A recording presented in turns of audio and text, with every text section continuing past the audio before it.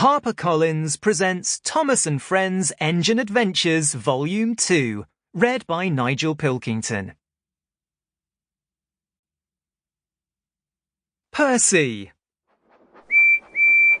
This story is about my good friend Percy, the number 6 engine. He's small, but he's not afraid to play tricks on the bigger engines. Here's how he became a really useful engine and stopped his silly tricks. There was once a tank engine called Percy, who was small and green and loved to play tricks. Peep, peep! Hurry up, Gordon! Percy whistled one day. Your express train is ready. But when Gordon steamed out of the shed, all that was waiting for him was a train of dirty coal trucks. Gordon was very cross. Percy played a trick on James next. Wait here, James, said Percy. Sir Topham Hatt is coming with a special train for you.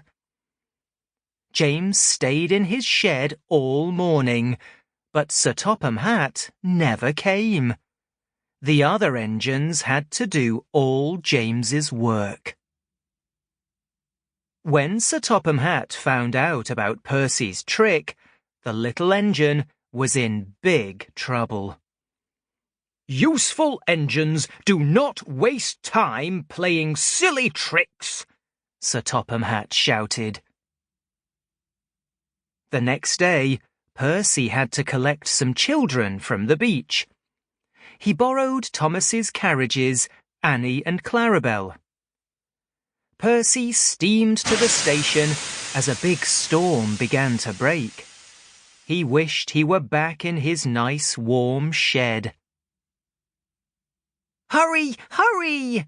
Percy told his passengers. He shivered from funnel to footplate as the thunder crashed all around. Percy knew that he needed to be a really useful engine and get the children home safely.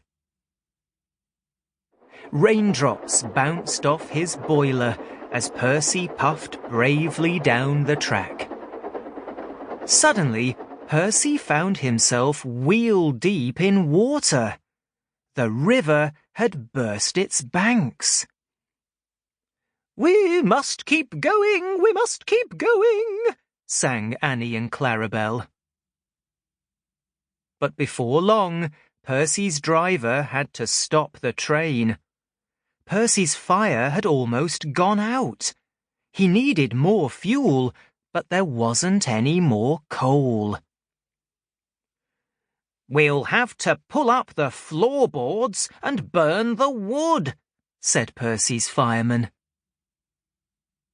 With his fire burning brightly again, Percy felt much better. Suddenly, there was a buzz in the sky. It was Harold the helicopter. He dropped a parcel, which landed with a bump. Inside were sandwiches and hot chocolate for the passengers and crew.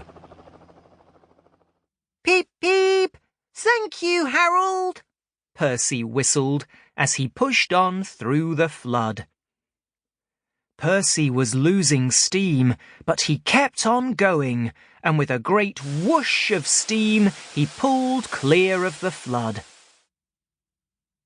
"Well done, Percy," Sir Topham Hatt smiled as Percy puffed into the station. "What a really useful engine you are." "Thank you, sir," said Percy, feeling very proud. The tale of how Percy had saved his passengers from the storm soon reached the shed. Gordon and James weren't cross with Percy anymore. "You're very brave for a little engine," said Gordon kindly. Now that Percy knew Sample complete. Ready to continue?